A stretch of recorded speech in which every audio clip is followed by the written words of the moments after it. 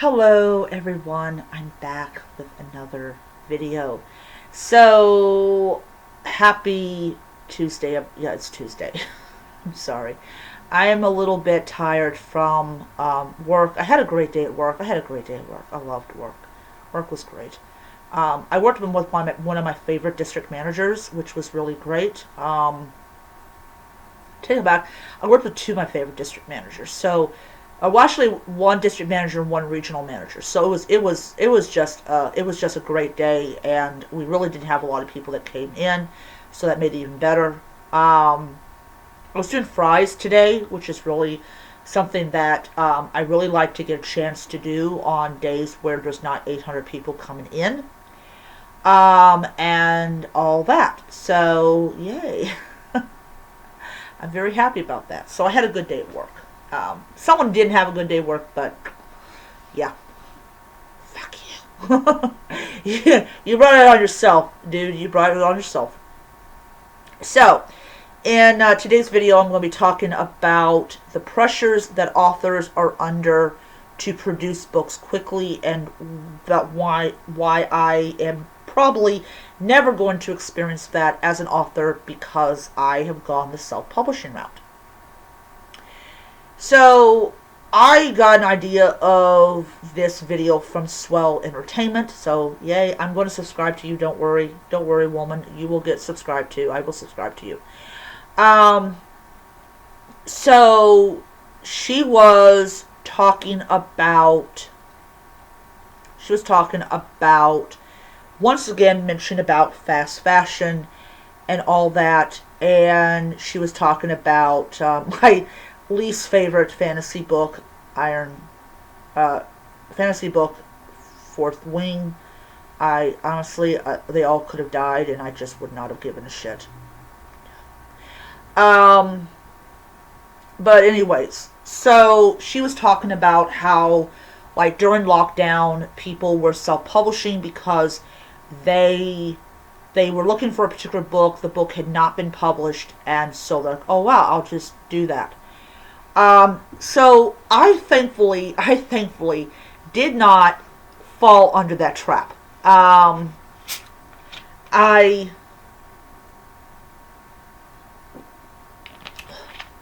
had a Kindle app on my phone. Sorry. And I would just read books off the Kindle, off of the app, and I would also listen to audiobooks as well. So I didn't feel the need to write a book just to fill some kind of void in my life. Though I was still interested in publishing a book, I was just not interested in publishing it at that particular moment. So one of the things that I decided last year was that I was actually going to attempt to write a mystery book, because I happen to like the genre, and it's also very popular right now. And so I went and I basically sat down and I wrote one, which did not go anywhere after 11 chapters. I felt like that the story was just not moving forward the way that I wanted to, so I actually deleted it from my computer. So I decided to do something a little bit more grounded and realistic and all that type of stuff. And that was where Final Page of Murder came from. It came from my desire for a protagonist that wrote mysteries and understood about how mysteries are solved. I even have a protagonist that gets shot in the leg, and that is something that you don't see in mystery books. You don't see the protagonist getting shot or stabbed or attempted to be hung or anything like that. So I really kind of included things in it that you don't see in traditional cozy mysteries, because those things do happen to people in real life that do investigate things. And not all the time, but sometimes. So I kind of want to be a little bit more grounded in reality than the books are. Um, so, Fourth Wing, a book I bought during Black Friday because I wanted to see how good or bad the book was. And I did buy Iron Flame as a birthday present to myself, which I have mentioned. Um, so I I read it and I was like, how did this shit get published? Because 20 some years ago, Fourth Wing would have never, ever, ever have been accepted by an editor. Never. Mm-mm. And the reason for this is they had standards. Every group at one time had standards. Standards. And when you get rid of those standards and you allow shit and crap to be published, yes, you probably are going to make a good shiny penny, but is the book going to be popular in a year or 2 years or 3 years? The reason that books like Nancy Drew are still popular is not because people still make them, but because there is this legacy of like really exceptional storytelling that was the original Nancy Drew books.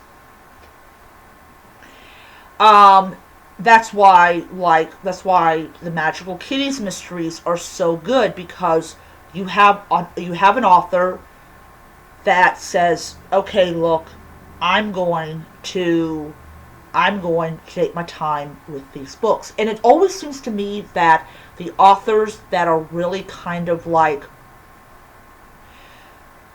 pushed into like mass producing content are generally fantasy writers, and I'm thinking, oh lords, it's gonna be me, it's gonna be me. Why do I got a feeling it's gonna be me?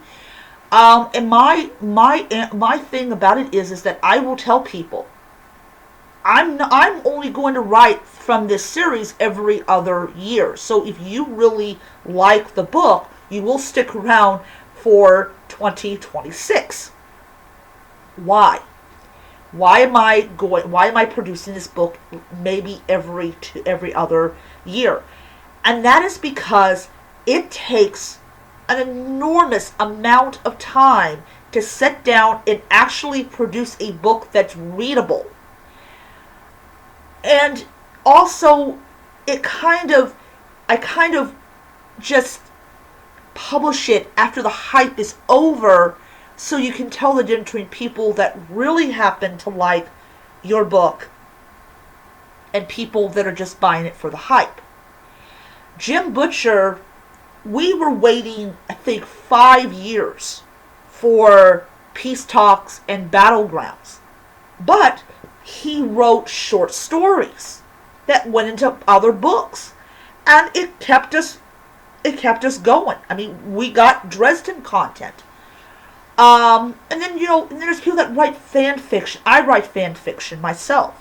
This is how I know that there are a lot of people that happen to like my particular style of writing, because I did that, and I will be doing that. I will be like, hey, yeah, here's a book that I just wrote. Let me, you can get it Kindle Unlimited for free, and all that, and have fun. If you like my book, you like my book. If you don't like my book, okay, I'm not going to be upset about it.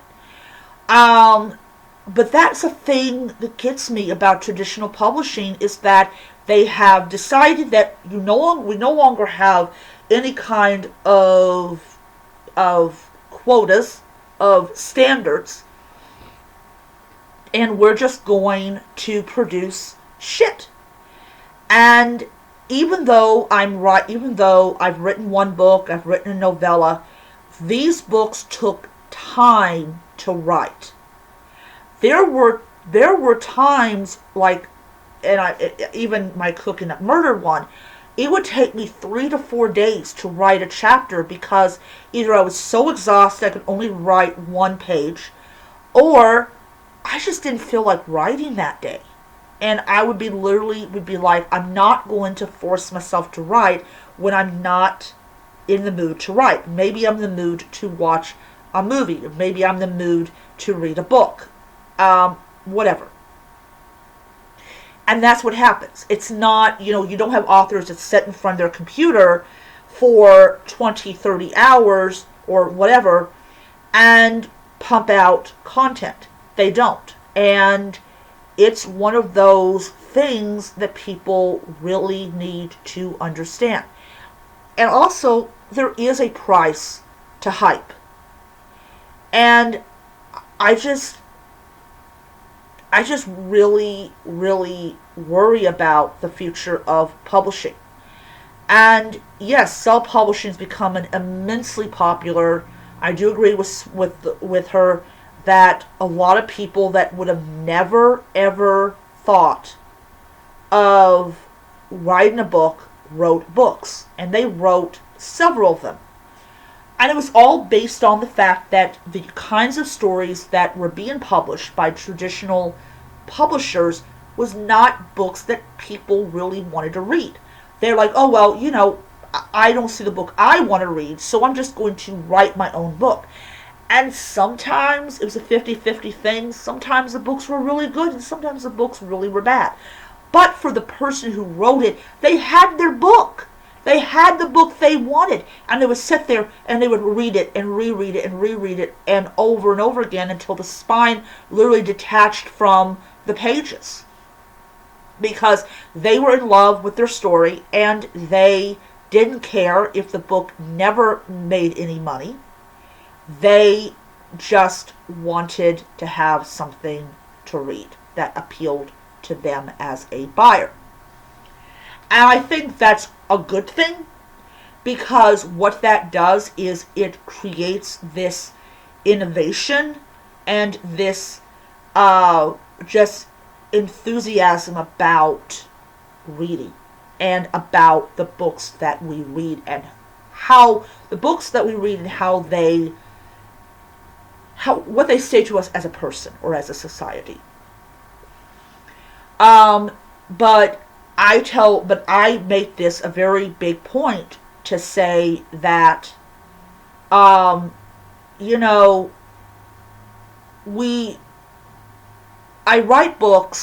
write my books to add to the variety out there on the internet.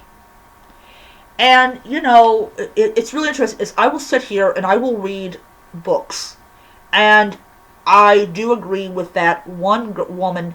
Reading books does help you out as an author because you learn a lot more from other authors you ever would in college. Ever in college. And so when we go and we are self-publishing books, we have to be very aware that there is a 50-50 chance that the book is going to be a hit, but not because it's any good, but because it's been hyped up. So, for example, when I publish Stolen Souls, it's going to be done with a professional, with a team of artists who I pick to draw my book cover. And I really kind of want to see the difference between using like a stock photo that Amazon allows you to use compared to a much more professionally done artwork. How many units can I sell depending on that the difference between the two. It's great. It's going to be a great experiment in, like, do people buy this one? Because my brother loves the cover. He absolutely loves the cover. He thinks the cover is really good. And I was like, oh, thanks, Stephen. I appreciate that. But because I chose that. and I was like, wow, this looks really, really pretty, and everything. But you know, it's kind of it's kind of an interesting thing when you are a self-publisher and you kind of have this worry that it goes on in the back of your mind about how successful are you going to be in writing, and how that's going to show in, like, when is the next book coming out? When is the next book coming out?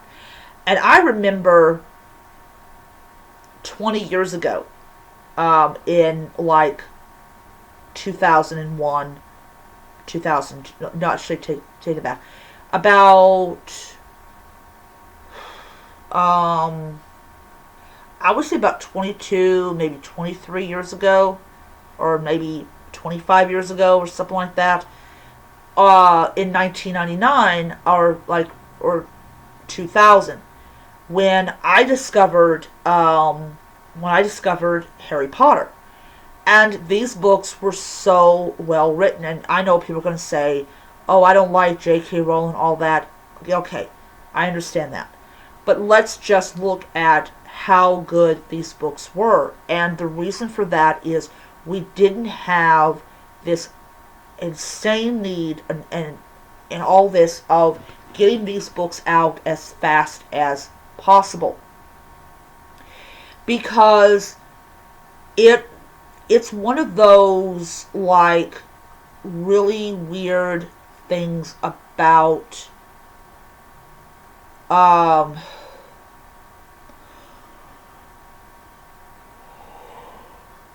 sorry guys, if you yawn, I'm sorry. um but you go and you have, like, Iron Flame. It came out like maybe five, maybe, I don't even know, like, how many months passed, and you had people that were so, like, hyped about the book, and people have been saying that the book is so god awful, but you're going to have people that are going to think it's the next greatest thing to slice bread. This is pressure. This is, we want the sequel out quickly because MGM Universal is going to be turning your books into movies, and we need source material, like, right away. And also, it was interesting, was one of the things I do remember way back in the early 2000s was J.K. Rowling did not even have a title for the fifth book of the series. And they were doing these movies. And the big worry was that they were going to hit book 4, and she still had not produced book 5. So I do remember that very well.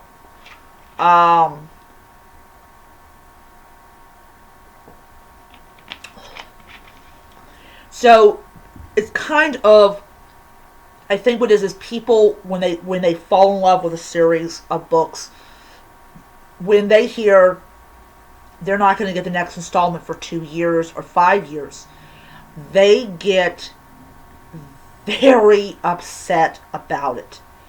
They don't seem to understand, why won't an author produce a book in 8 months?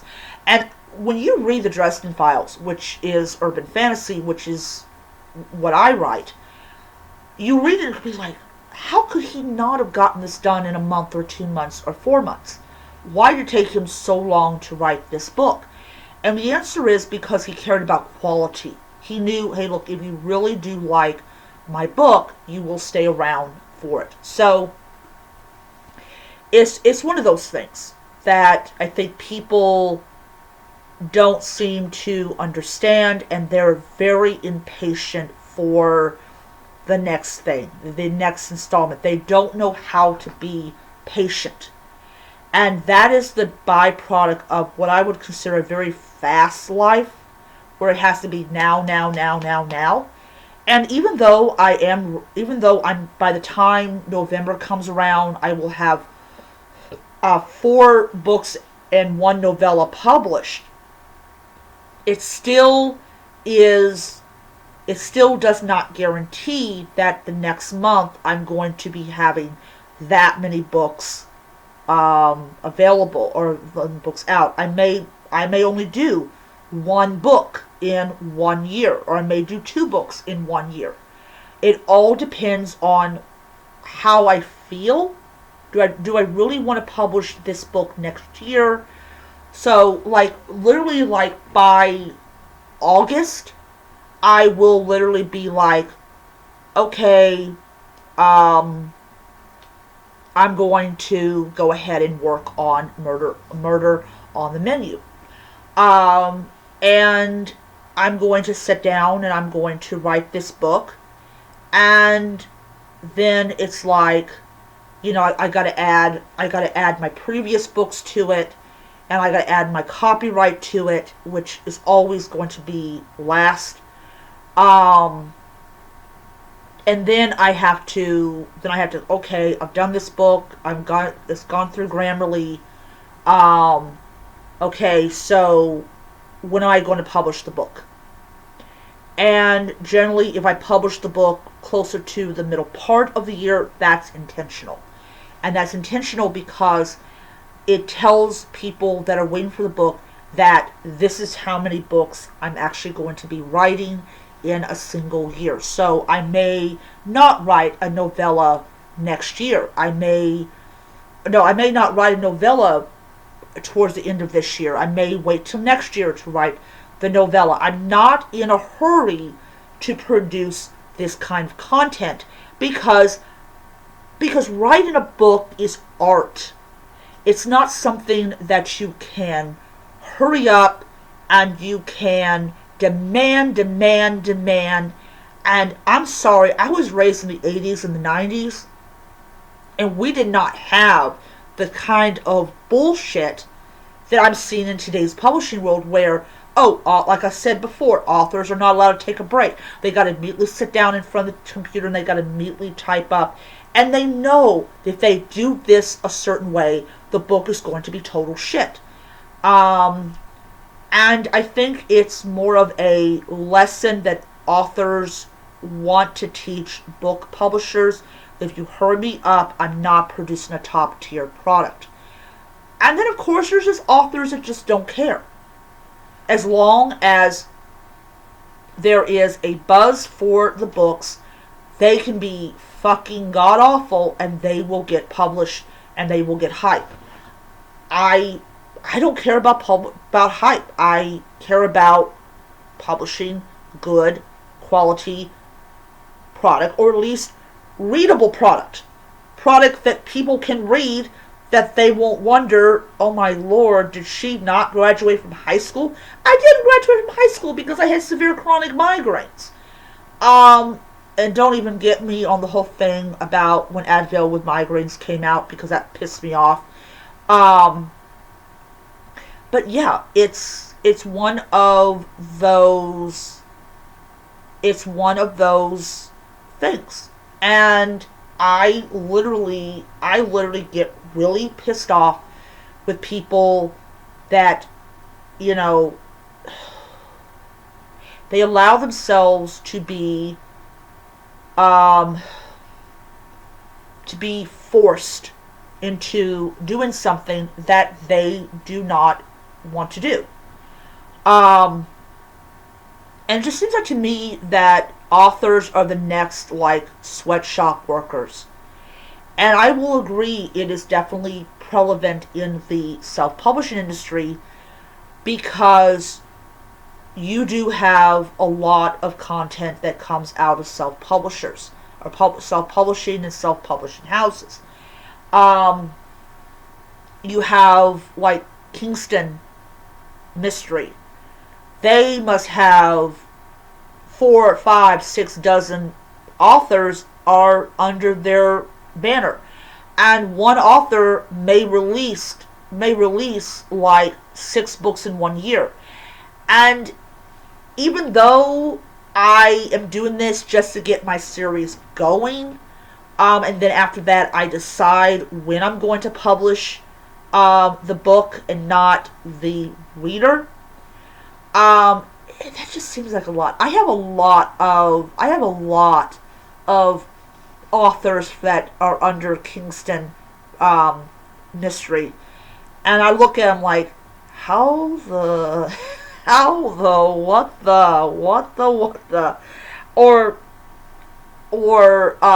another one, I don't remember the name of it, but I think I got the same number of authors that are on Kingston Mystery and the other one. And I'm just like, I looked at one and she's got at least 7 different series going in a 5-year period, and I'm like, I just have 3 or I just have 4. And one of them I'm only publishing every other year. Like, I just don't seem to get, and it's, oh my lord, it's something else. It's just something else.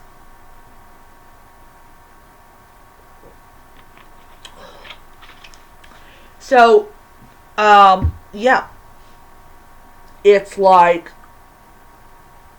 what, what's going on here? Um, I don't, I just don't understand. I just don't. And as an author, I don't think I'm ever going to understand. So anyways, so I am going to end it here, and I hope you guys enjoyed enjoyed the video as much as I probably did not enjoy making it. But yeah, we really, I'm going to close this video by saying we really need to stop forcing authors to write and write and write until they drop dead, because it's going to happen. They're going to drop dead from all of the writing that they are having to do. And yes, I know some people are going to say, oh well, they don't mind the money. Is the money worth the damage to your mental health? I mean, honestly, is it worth it? But that's just me. So I need to get back to punching out content. I once again hope you guys enjoyed the video, and I will see you around next time.